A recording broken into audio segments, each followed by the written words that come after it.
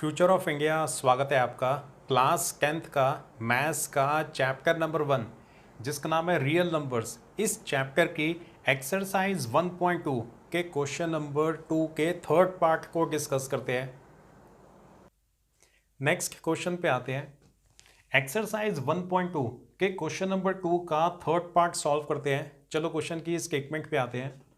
Find the LCM and SCF of the following pair of integers and verify that LCM multiply by SCF is equal to product of two numbers। देखो इस question के third part में ना हमें दो numbers they रखे हैं 336 और 54। अब पहले तो आपने इन दोनों नंबर्स का ना LCM निकालना है और SCF भी निकालना है। फिर क्वेश्चन का एक थर्ड पार्ट भी है। उसके बाद ना हमने इस वाली स्टेटमेंट को वेरीफाई करना है। लेफ्ट हैंड साइड पे है LCM मल्टीप्लाई बाय SCF और राइट हैंड साइड पे है प्रोडक्ट ऑफ टू नंबर्स कि LCM और SCF को मल्टीप्लाई करके जो वैल्यू आती है ना, नंबर्स का प्रोडक्ट लेके नंबर्स को भी मल्टीप्लाई करके एग्जैक्टली वही वैल्यू आती है। इस बात को हमने वेरीफाई करना है और ये वाली बात ना आपको याद भी होनी चाहिए कि LCM multiply by SCF is equal to product of two numbers. LCM और SCF को मल्टीप्लाई करके जो आता है, जो दो नंबर्स होते हैं ना, उनको मल्टीप्लाई करके भी एग्जैक्टली सेम वैल्यू आती है। क्वेश्चन क्लियर हो गया। अब आते हैं इसके सॉल्यूशन के ऊपर। देखो मैं नंबर्स ये दे रखे हैं 336 और 54। स्टेप नंबर 1 तो ये होता है कि आपने इन दोनों नंबर्स की ना प्राइम फैक्टराइजेशन कर देनी है और नंबर्स को उनके प्राइम फैक्टर्स के प्रोडक्ट की फॉर्म में लिखना है।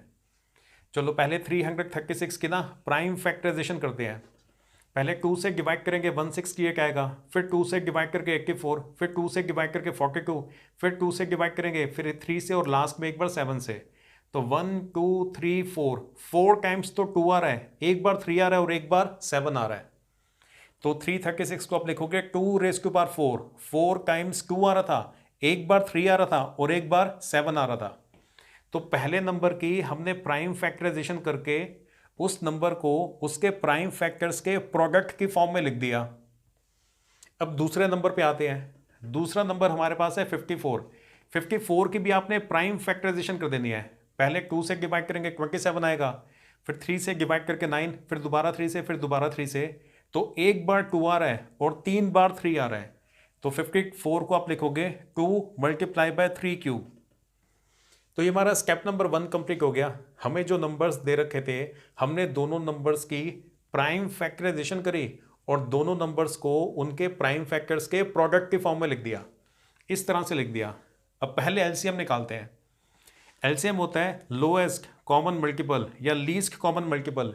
ये स्टार्ट तो लोएस्ट से होता है, लेकिन आपने ध्यान रखना है हर प्राइम फैक्टर की हाईएस्ट पावर को लेना होता है और LCM के अंदर ना सारे के सारे प्राइम फैक्टर्स को लेना होता है, चाहे वो कॉमन है या कॉमन नहीं है। चलो LCM निकालते हैं। देखो यहाँ पे 2 है, यहाँ पे 2 रेज़ टू पावर 4 है। दोनों में से 2 रेज़ टू पावर 4 हाईएस्ट है ना, तो 2 रेज़ टू पावर 4 को लेंगे। यहाँ पे 3 है, यहाँ पे 3 का क्यूब है, तो दोनों में से 3 का क्यूब हाईएस्ट है, तो 3 क्यूब को लेंगे।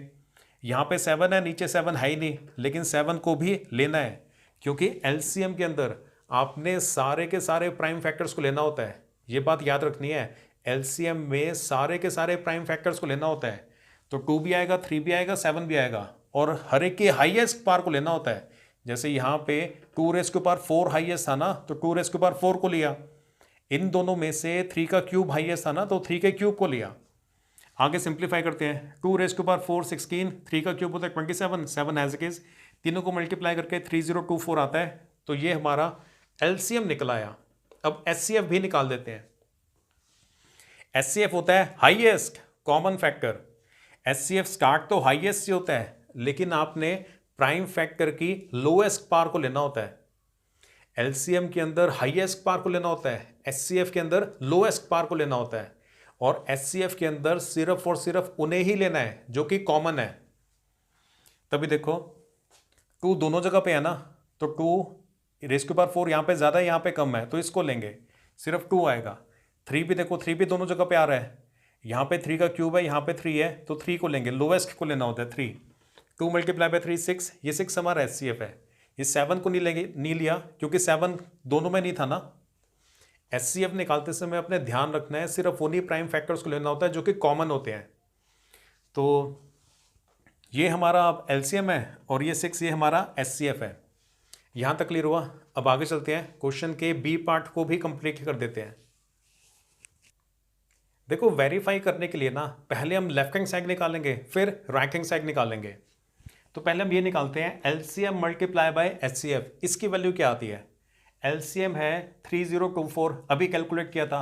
HCF है 6, दोनों को मल्टीप्लाई करके 18144 आता है। तो LCM multiply by HCF is equal to 18144। अब राइट हैंड साइड निकालते हैं। राइट हैंड साइड में था प्रोडक्ट ऑफ टू नंबर्स, जो दो नंबर्स हमें क्वेश्चन में दे रखे हैं ना उन्हीं को मल्टीप्लाई कर देना है। नंबर्स हमारे थे 336 और 54, इन दोनों को भी मल्टीप्लाई करने के बाद 18144 ही आता है। तो LCM और HCF को मल्टीप्लाई करके जो वैल्यू आती है, नंबर्स को मल्टीप्लाई करने के बाद भी एग्जैक्टली वो ही वैल्यू आती है। तो इसे आप इक्वेशन 1 बोलोगे, इसे इक्वेशन 2 बोलेंगे। From equation 1 and 2 we can say that LCM multiply by HCF is equal to product of two numbers. LCM और HCF को मल्टीप्लाई करके जो वैल्यू आती है, नंबर्स को भी मल्टीप्लाई करने के बाद एग्जैक्टली वो ही वैल्यू आती है, हेंस वेरीफाइड। लास्ट में लिख देना हेंस वेरीफाइड।